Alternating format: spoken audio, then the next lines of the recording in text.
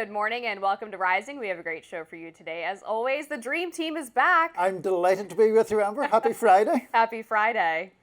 Despite the fact it's rather gloomy outside. But in any event, more gloom of a more suspicious nature, because the latest document drop in the Russiagate scandal shows an alleged email that indicates Hillary Clinton allegedly signed off on a plan to distract from her email matters to turn the spotlight on then-candidate Donald Trump. The plan Clinton allegedly approved was to emphasize, quote, Putin's support for Trump and how Vladimir Putin was trying to intervene in the election. The problem, however, are whether those emails that indicate Clinton signed off from the declassified docs are authentic. On Thursday, Senator Chuck Grassley, chairman of the Senate Judiciary Committee, declassified an appendix to former special counsel John Durham's report on Trump's alleged collusion with Russia. The special counsel probe writes in that appendix that Russian operatives likely obtained alleged emails from the Soros-backed Open Society foundations back in 2016 by hacking. Two of the emails, which Durham could not retrieve from Open Society foundations, allegedly were from Leonard Bernardo, the foundation's regional director for Eurasia, who allegedly wrote, quote, Hillary Clinton approved her campaign advisor's idea about Trump and Russian hackers hampering U.S. elections. This should distract people from her own missing email, especially if the affair goes to the Olympic level. Bernardo allegedly went on to write, the point is making the Russian play a U.S. domestic issue. Say something like a critical infrastructure threat for the election to feel manic, since both President Obama and then Vice President Biden have acknowledged the fact that the intelligence community would speed up searching for evidence that is regrettably still unavailable. Crossfire Hurricane, the FBI's investigation into Trump's alleged ties with Russia, was opened just days after that alleged email was sent. The declassified appendix ultimately alleges that the Clinton campaign was engaged in a plan to tie Trump to Russia, and the campaign, quote, might have wanted or expected the FBI or other agencies to aid that effort by commencing a formal investigation of the DNC hack. But again, the report raises doubts about the authenticity of the bombshell emails, noting that while certain analysts said their best assessment was that the emails were authentic, some noted that the Russians may have fabricated or altered them after the hack. In response to the allegations in that appendix, an Open Society spokesperson said in a statement, quote, the claim that the Open Society foundations helped orchestrate an FBI investigation is an outrageous falsehood. It is grounded in malicious disinformation traced to Russian intelligence and now weaponized as part of a politically motivated campaign to attack our leadership and our work to promote human rights. Obama-era intelligence officials, former CIA Director John Brennan and former Director of National Intelligence James Clapper, pushed back on claims of misconduct under their leadership. In a New York Times op-ed, Brennan and Clapper called Tulsi Gabbard's claims of treasonous conspiracy patently false and write, quote, every serious review has substantiated the intelligence community's fundamental conclusion that the Russians conducted an influence campaign intended to help Mr. Trump win the 2016 election. They continue referencing their review of the infamous Steele dossier. Contrary to the Trump administration's wild and baseless claims, there was no mention of collusion between the Trump campaign and the Russians in the assessment. Well, that was quite an introduction. I don't know how we'll get through all of this in the time available. I would suspect you're perhaps more excited about the publication of this appendix than I am. So do you want to tell me what your basic take is on I mean, that? I would use the word disturbed more than excited. Okay. But yeah, I think that there's a lot here that is worth investigating, namely in the release from Tulsi Gabbard, the idea that Obama, Brennan, and Clapper were directing intelligence officials to reach different conclusions about what role Russia actually did play in the election in order to provide this impetus for an election into Trump's alleged collusion with the Russian president in order to help him get elected. And then in the Grassley release, I think what's interesting is not even the attempt to distract from Hillary's emails, because that's not surprising, right? Politics, really. That's politics. Yeah. But what is, I think, more problematic is the suggestion that they were trying to get Obama to pressure the DOJ to start that investigation. And if the president was being pressured by outside political influences or himself wanted to start an investigation to sow doubt about Trump's legitimacy as the incoming president, then that would be a weaponization of the intelligence service. So first of all, I'm glad that we have access to this appendix, and you and I have spoken in relation to other matters about the importance of going to the primary documents where you can, rather than relying on politically partisan interpretations of them. And so I would encourage anybody to go and read this 29-page document to try to summarize it as fairly as possible and in the time available. There are two basic strands. One is these purported emails from the Open Society guy, which are contending that there's an attempt to smear Trump, etc. And then separately, memos that you're referring to, which are of quite unclear provenance. I mean, they seem, I think the implication is they are Russian interpretations of what a source has told the Russians, which then gets back through a source that the American intelligence community has to the US.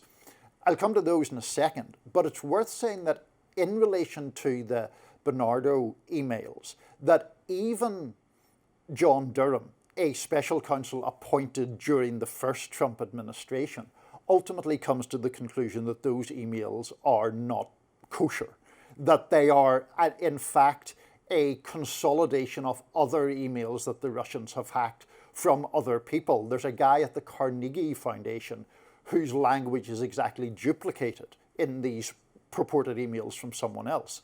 So I think that casts a doubt on it. In relation to the other memos, I just think there's so much that we don't know about where that is coming from. They also, incidentally, include the contention that Obama was pressuring people to wrap up the investigation into Hillary Clinton's emails, but that James Comey, leaning Republican, wished to extend that investigation to damage Hillary Clinton's campaign. Now, I don't know that too many people think that. Certainly not too many people in Trump world think that James Comey was working to help their guy in 2016. So I'm just wary of cherry picking around these topics, and I think there's a lot of messiness around it. Yeah, certainly it warrants further investigation to make sure that the intelligence that has been released is authentic. And I read Durham's assessment of those emails slightly differently than you, because in one of the following addendums to the email, he states, or Durham doesn't state, but it states that Durham asked fellow members of the DOJ and the FBI whether they thought that the emails were authentic, and the vast majority of them said that they did, even if they had been hacked by the Russians. So I think it was less likely, according to their assessment, that the emails had been fabricated or compiled by the Russians, but rather that they were hacked and then the FBI got a hold of them and they appear to be authentic. But I think that ignores the fact that Durham did his own investigation, where the Durham people got these emails from other think tanks that had been hacked. And so in addition to the passage that you're referring to, on page 17, if people want to look it up on the report, he says the office, this is the Office of the Special Counsels, best assessment is that the July 25th and July 27th emails that purport to be from Bernardo were ultimately a composite of several emails that were obtained through Russian intelligence hacking of the US-based think tanks, including the Open Society Foundation, the Carnegie Endowment, and others. So he pretty clearly doesn't think those emails are as they were presented. Yeah, I wonder what that means in terms of the word composite. Is he saying that it's several different emails from Bernardo spliced together into one, or that there's different authors? He's saying there's different authors because the language that is being presented as Bernardo's is actually used by a completely different guy, not connected to the Clinton campaign, from the Carnegie Endowment. Yeah, I mean, I think regardless, as I said in the beginning, that was the least serious allegation, was what the Open Society's guy was saying. It was more in terms of what the Obama administration was doing in terms of the investigation, because I don't think it's surprising that the Clinton campaign wanted to distract from the emails or wanted to get information to the intelligence community that Go ahead. Yeah, well, no, but I don't think it is surprising that the Clinton campaign wanted to distract from the emails. I think that's what happens. But that's very different from saying Obama leaned on people in the intelligence community in one way or another. We'll certainly continue to follow it. We will indeed. Up next, Kamala Harris appeared on the Colbert Show to launch her new book. Is she preparing for 2028? We'll talk about that next. Stay tuned. Kamala Harris is back in action. The former vice president, who may run again for president in 2028, appeared on The Late Show with Stephen Colbert Thursday. This was her first interview since losing the November election to President Trump. Harris made headlines already this week when she said she will not be running for California governor in 2026. Here she is explaining that move. Recently, I made the decision that for now, I don't want to go back in the system. I think it's broken. Our systems would be strong enough to defend our most fundamental principles. And I think right now that they're not as strong as they need to be, and I just don't want to, for now, I don't want to go back in the system. I want to travel the country, I want to listen to people, I want to talk with people, and I don't want it to be transactional where I'm asking for their vote. Harris told Colbert that she didn't watch the news for months after losing to Trump because, quote, "I'm just not into self-mutilation." She further slammed those not pushing back hard enough on Trump. Let's take a listen. It is completely naive. I think there are a lot of people who think they're riding out the storm as an excuse to be feckless. We designed our democracy with 3 independent, co-equal branches of government. I mean, when you see that the President of the United States is trying to get rid of the Department of Education, and Congress has the role and responsibility to stand in the way of that, and they're just sitting on their hands and then they go on recess because they don't want to deal with transparency? The former VP was appearing on Colbert's show to promote her forthcoming book. Harris is set to publish a campaign memoir of her 2024 presidential bid. The book is called 107 Days, and that will be out this fall. Here she was making that announcement earlier in the week. Let's watch. Just over a year ago, I launched my campaign for President of the United States. 107 days, traveling the country, fighting for our future. The shortest presidential campaign in modern history. This book, 107 Days. With candor and reflection, I've written a behind-the-scenes account of that journey. I believe there's value in sharing what I saw, what I learned, and what I know it will take to move forward. You'd be dashing out to buy your, she is back, you'd be dashing out to buy your copy of 107 Days. Well, hopefully I can get a free review copy. Maybe I don't so. want to spend my money. Fair enough. So my overall view of this is that I have never been all that enthused about Kamala Harris as a candidate. I think she was obviously a better option than Biden last year because that was just untenable to continue with him, and there wasn't really, in my view, time for a proper primary. I am not even convinced that she will ultimately run for president in 2028, but she's certainly keeping the door open to that. It will be, all kidding aside, I think interesting in the book as to, does she distance herself more from Biden? Does she blame the Biden people in some sense for her loss? Or is it just quite, what would we say, kind of sanitized? I know it was all great and we slightly fell short and I'll be back in 4 years. The Colbert stuff, the only thing that really stood out to me in terms of the clips we played was her idea that she's going to now stand outside the system because the system is broken. She's an outsider now. Yeah, exactly. And the tone in which you say that, I kind of would match in terms of my skepticism of her propensity to sort of try to shapeshift to fit whatever the particular political mores or zeitgeist of the moment is. It's pretty dubious to claim that Kamala Harris is in any real sense an outsider to a political system in which she was vice president, senator, attorney general of California, etc. But what do you think? Yeah, it's first of all an interesting choice to go on Colbert. Obviously, there's the allegations of CBS canceling his show for political reasons, but nonetheless, losing $40 million a year, according to reports, and late night comedy, as we discussed, does not have the same cachet as it used to in American culture. So I thought that was strange. regarding what the lack of running for California governor and the book means for a possible second presidential run, well, technically her third. I'm also not as convinced that this is a dead set indication that she will run again. I think this is actually a test case. She wants to see how the book performs, and I think she wants to see how people accept her explanation of why her campaign performed poorly. And that explanation, according to the title of the book, 107 Days, is that I didn't have enough time, which to me seems pretty absurd because she had the most enthusiasm, the highest support, shortly after she took over as the nominee, and it only went downhill from there. Actually, the more time she spent in front of cameras talking to voters, the more time there was to scrutinize her record, the more people actually disliked her and moved towards Donald Trump. Yeah, I mean, I don't have a particularly compelling defense to the case that you just laid out, honestly, because if you look at the poll figures, they do bear out what you said. She was actually leading Trump in the polls soon, around the time of the Democratic convention, in which he was just sort of being anointed as the nominee, and things tapered off pretty significantly after that. And in the Electoral College, she lost by a pretty clear-cut margin.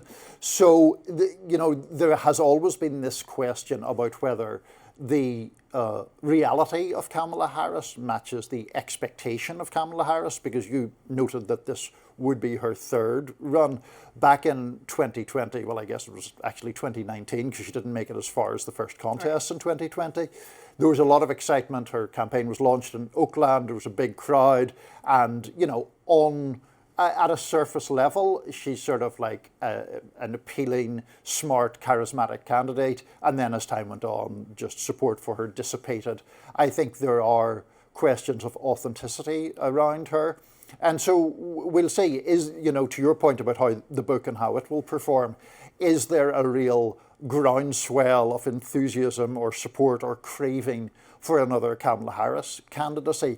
I don't detect that even in, people who are, I would say, Democratic voters who are friends of mine, but not in the political game. So I'm unconvinced of that. Yeah, I've heard the same thing from my friends on the left. And it seems like she is in this really difficult position because of her sort of flip-flopping between her time as DA and AG and then the 2019 campaign and then what she said in 2024, that she has managed to anger both the progressive base of the Democratic Party and also independent and right-leaning voters who find that she's actually too far left. So I don't know how you sort of square that circle and convince people that you are either the true blue progressive or the moderate, depending which direction she wants to go. Yeah, she's found the opposite of the sweet spot. The bitter spot is what she has found.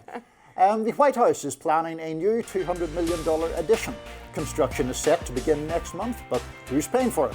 Find out after the break. Don't go anywhere. President Trump planning to make a White House dream come true. Construction for a $200 million ballroom will begin next month. The 90,000 square feet event space will be built where the East Wing now stands. But contrary to some immediate misconceptions, it will not technically be an extension to the White House. There will be a small gap between the two structures. Trump says that this gives a legitimate space in the White House to host world leaders and large events, but is also receiving a lot of skepticism from lawmakers. Senator Schumer is asking where the money is coming from. Well, Trump gave reporters that answer this week. It's a private thing. I'll do it, and we'll probably have some donors or whatever, but it's about $200 million. So we've been planning it for a long time. They've wanted a ballroom at the White House for more than 150 years, but there's never been a president that was good at ballrooms. I'm really good. In fact, I looked at one that we just built in Turnberry in Scotland, and it's incredible. We're good at building. I'm good at building things, and we'll get it built quickly and on time. It'll be beautiful, top of the line. This will be the first structural renovation at the White House since the Truman balcony was added in 1948.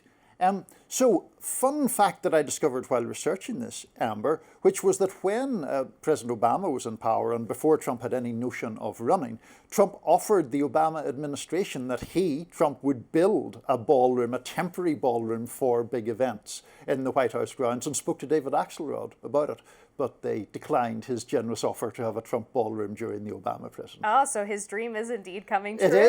He's got the chance dream. now, yes. Well, that's fun. Look, when I first read this, I thought, oh no, why are we changing the White House? It's so beautiful. It's traditional architecture. And as I actually read the statement and the proclamation about it, I was less concerned. The mock-ups look beautiful. I think it looks tasteful. It looks classy. They are using an architect that specializes in this style to really match what's existing on the White House grounds. And I do think it makes sense to have a larger space. Right now, the most number of people they can host in a given space is about 2 to 250. This would increase that capacity to 600. It's kind of crazy that we didn't have that much space before for things like state dinners and grand balls and things of that nature. So I would also be very concerned if the American taxpayer were paying for this, especially as the Trump administration is talking about cutting government waste. That would be a big no-no for me. Private funding, no problem. So a couple of separate things. I think it is important for me sitting in this seat to say that sometimes I think people of a liberal disposition get all tangled up in themselves because Trump is proposing something rather than because of the merits of that proposal.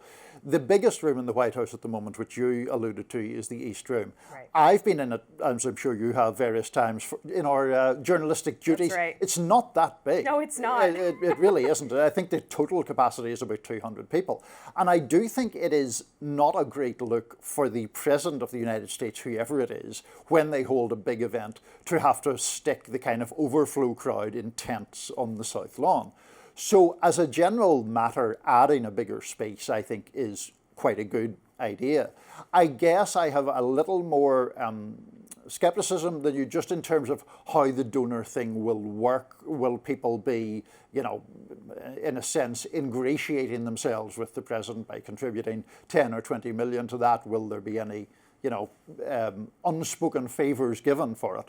But the overall idea of building a bigger space in the White House or adjacent to the White House, I don't particularly have a problem with that. Yeah, you're so right about the East Room, by the way. When they have press conferences in there, particularly the joint pressers between world leaders, and they have all the chairs set up for the reporters and the risers in the back for the TV cameras, it's tight. Right. I mean, it's no joke trying to get up to the back of those chairs. And then if you don't have assigned seating, you're basically elbow to elbow with the other reporters in the back of the room. Absolutely. And it's a mess. Right, total mess. Yeah, and you're right beside, I mean, there are ropes to separate out the attendees from the reporters, but we're right beside those people. So a bigger space, probably not a bad thing. I agree. I hope that they keep it in close to the mock-ups, because I do think those look nice. But as we know, things sometimes change during construction. Yeah, so we don't want any Trump signs. No, let's keep it classy. All right. Up next, a former DOGE staffer is revealing what foreign aid will look like after USAID's closure. Stick around.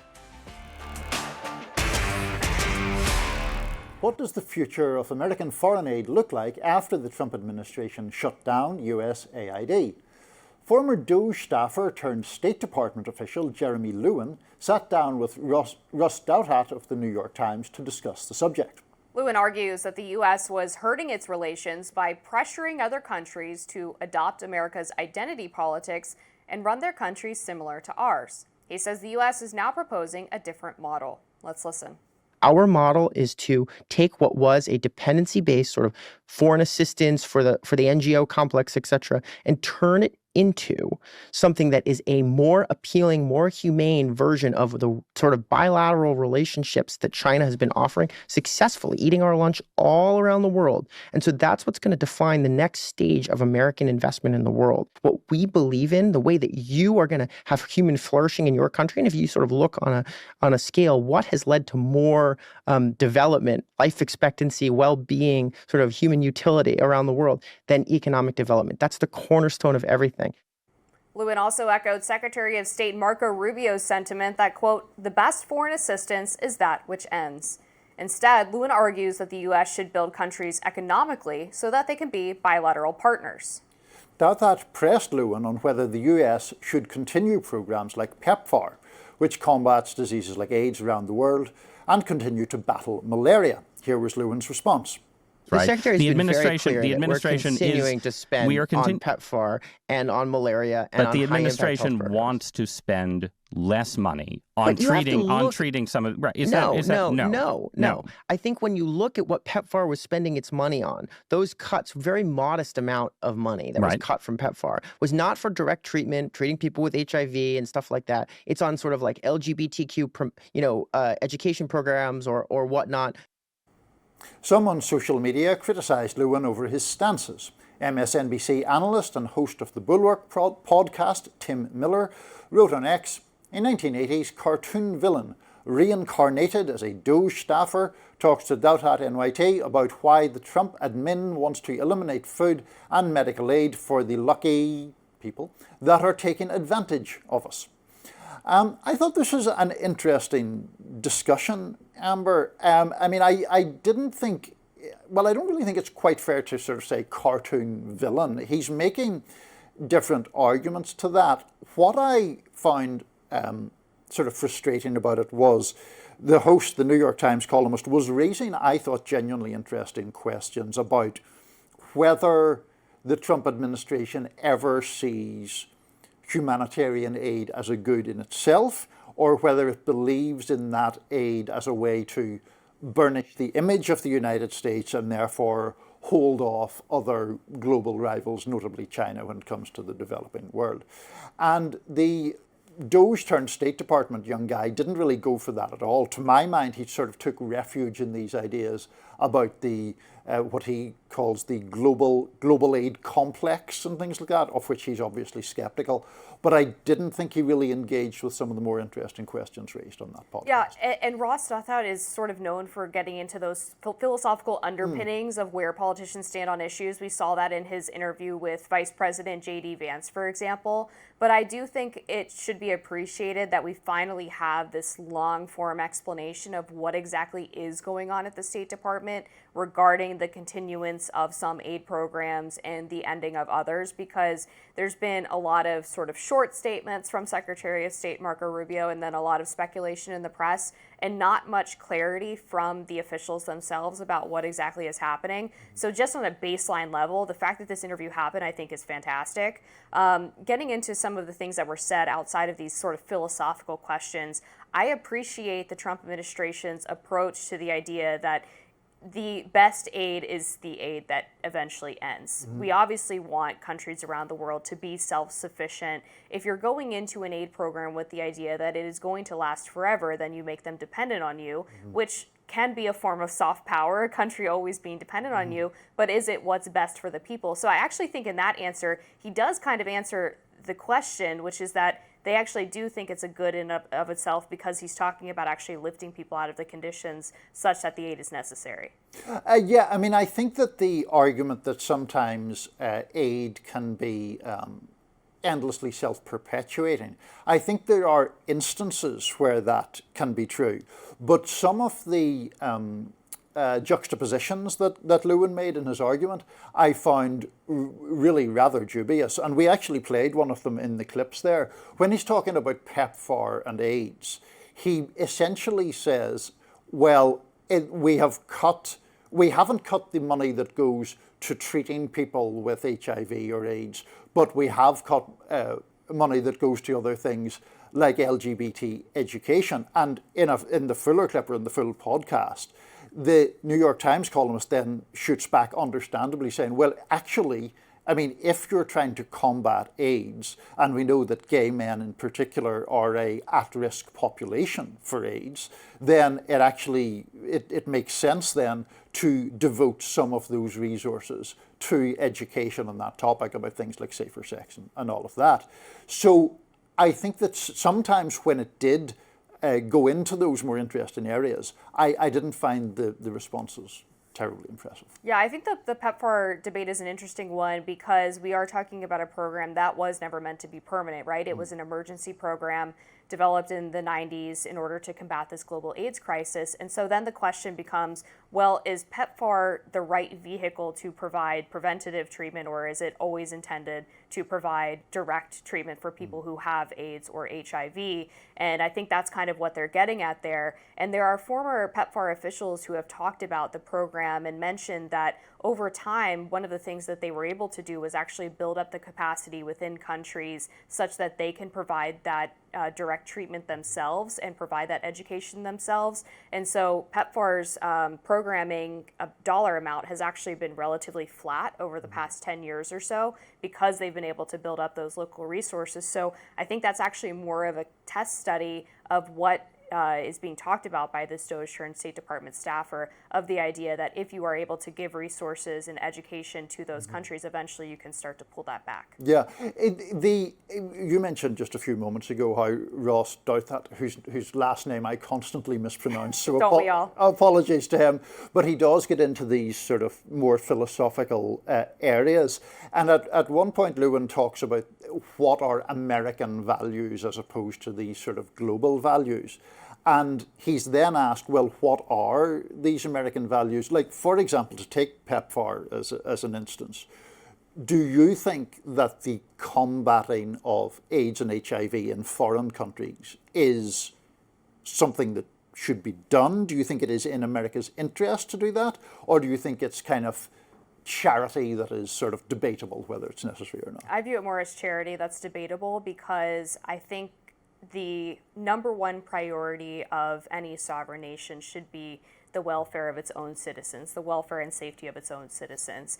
Anything outside of that is generally extra and sort of a bonus. And I'm not sure I necessarily buy the soft power argument. And we almost got into this in a recent episode, but we didn't get much time, which is that we've seen that in countries where we have massively increased our aid and our interest in their development, that their views of us have actually declined while their views of China have increased more positively. So if the whole goal is to combat China's influence around the globe with American influence, it doesn't seem that the way we've been doing it is necessarily working. Yeah, I mean, this would be a longer discussion. Maybe we'll have a whole segment devoted to that. I mean, I'd just say, correlation is not necessarily causation, right? And there could be many other factors as to why people perceive the United States positively or negatively in whatever way. Very true. All right, up next, Trump's DOJ filing an official complaint against a judge that's no stranger to being in the administration's crosshairs. What's next for Judge James Boasberg coming up? Stay with us. DOJ is biting back at one of the Trump administration's most public judicial adversaries. This week, the department filed a complaint against Judge James Boasberg, the judge who ruled against Trump's El Salvador deportation plans back in March. Attorney General Pam Bondi wrote on social media that she directed the complaint be filed for, quote, making improper public comments about President Trump and his administration, and said that his comments had undermined the integrity of the judiciary. That complaint stems from comments that Boasberg reportedly made to Chief Justice John Roberts before he ruled against Trump's deportation plans with the Alien Enemies Act, saying that the administration would trigger a constitutional crisis by disregarding federal court rulings. Now, the complaint is just the latest move by the administration against Boasberg. In the past, Trump and his administration officials have both called for Boasberg's impeachment, something that prompted a rare rebuke from Chief Justice John Roberts. And in an op-ed, Democracy Defenders Fund Andrew Warren wrote that the complaint is likely to have a chilling effect on judicial independence, regardless of where it goes. Warren writes, quote, this complaint puts a target on the backs of judges who speak out against executive overreach or comment on other broad legal issues that could be perceived as contrary to administration policy. It will threaten judicial independence, undermine judicial legitimacy, and ultimately show that for this administration, legal authority depends on political loyalty rather than adherence to the rule of law. So after our nice philosophical discussion in the previous segment, I suspect we will be in more direct disagreement here. I think that this is an attempt to intimidate Boasberg or to harass him in some way. I don't find what he said improper at all. It seems to me that they're going after him for making a prediction that subsequently turned out to be true. The very case over which Boasberg is presiding involved him making a judgment or a requirement for some of these flights to El Salvador to be turned around and returned to the United States, and that did not happen. So I see it as the targeting or attempted tarring of a judge who hasn't ruled in ways that the Trump administration likes. Yeah, I completely disagree with you. I think the problem here is not that he made a prediction that turned out to be true, which I disagree with that part too. We'll get into that. But let's just start with the allegation here, which is that he was allegedly not just making a prediction, but basically tarnishing the reputation of a litigant who was in front of both Boasberg's court and Supreme Court Chief Justice John Roberts. That is unethical. As a judge, you are not allowed to speak about litigants in a manner that suggests that someone should rule a certain way or suggests any kind of pressure whatsoever. You really shouldn't even be talking about the cases outside of the courtroom. So if that's really what happened, that is completely improper. It's not his place to say whether or not he thinks that the Trump administration is or is not going to comply with an order. It's his job to look at the statutes, to look at the law, and make a ruling on whether the execution of that law was done properly or not. Not to say, well, if I rule this way, then the Trump administration is just going to ignore me anyway. That's not his role. So, first of all, the account of what he said is emanating from a memo or report that was published by the Federalist Society. There's no recording, as far as I'm aware, of it. So we'll see if exactly what the context was. Yeah, I think it was it the Federalist Society or the Federalist? Oh, was it the Federalist? I think it was. Sorry, I think it was Margot Cleveland of the Federalist. Yeah. That is, you're quite correct. Sorry, I misspoke there.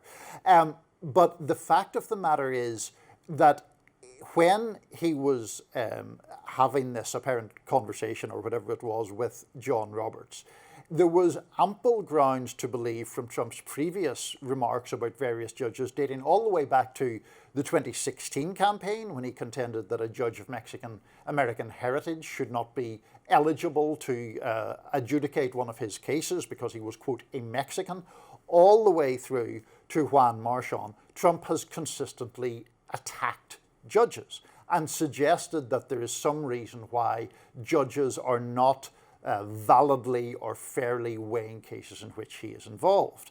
So it is entirely plausible and not improper at all for Boasberg to raise that history and to raise the prospect of those things happening, and what he predicted has in fact happened, in my view, though you disagree. Yeah, I do. And it is unethical for a judge to, again, complain about a litigant's alleged future disregard for a court order. I mean, if he were saying that in the past he had done this, he's talking about public comments that the president made and analyzing those as effectively a politician, not a judge. But the litigant is the president of the United States, who is on record as president and as a political figure attacking judges. So I don't see why it is inappropriate to note things that are in the public record. Because he didn't just say that Trump was saying mean things about judges. He said that he believed that the Trump administration was actually going to defy the order, and so that they needed to basically stop him from doing that. Again, that's not a judge's role, and he's basically poisoning the well with the Supreme Court by even saying that to the Chief Justice. We disagree on that. Yeah, we do. Ahead. And I wanted to get into whether or not Trump defied Boasberg's order on the Alien Enemies Act, because I do think there's a legitimate debate to be had there. Because in the judge's order, he said orally, verbally, that they needed to turn the planes around. But in the specific written order, which is the one that the Trump administration has to abide by, he actually said that they can't remove people. And 2 of the 3 flights had already left the United States and were in international airspace when this order came down, right? The planes had left hours before that 6:45 p.m. ruling hit the docket. They've already been removed. That's the DOJ's contention. They had already been removed at that point. The 3rd plane was not full of people who were being removed under the Alien Enemies Act, but who had separate final removal orders. That's the only plane that left after the order hit the docket. Now, if you fast forward to Judge Boasberg's second, ruling against the Trump administration, saying that they were in contempt of court, it's really interesting because he starts saying things that he allegedly ordered the Trump administration to do that weren't in his original ruling. So the original ruling says you can't remove these people. Then when he charges the Trump administration with being in contempt, he says that they transferred custody against my ruling to a third country. But removal's not the same thing as transfer of custody. And it sounds to me like he's upset that his original ruling was not specific enough with what he wanted the Trump administration to do, and is angry that they followed the lack of removal order, which had already been done, and not his full context as he puts it in the ruling. The context doesn't matter. It's what you write in the ruling. That's what the Trump administration has to follow. So first of all, you are being massively more generous than I would be to the Trump administration in the first of those rulings in relation to the removals. Because though you can make a lawyerly case, as you have just done, about what constitutes removal and what airspace they were in at the time, the fact of the matter is that those flights plainly could have been turned around had the Trump administration wished to do so. And it knew that there was an order from the judge to do so, and they did not do it. So on its face, in any sort of, I would say, common sense interpretation, they defied the judge's order. The reason that there is this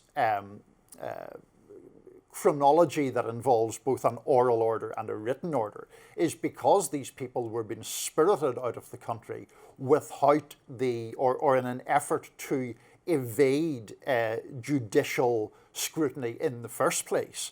And so that was why there was the whole effort to speed it all along. You might remember that when Trump invoked or issued the executive order about the Alien Enemies Act, it was not revealed that he had signed that order until about 24 hours later, so that they could begin moving people into place before anyone was aware that he had done this. So the whole impetus of the effort was, in my view, to avoid judicial scrutiny.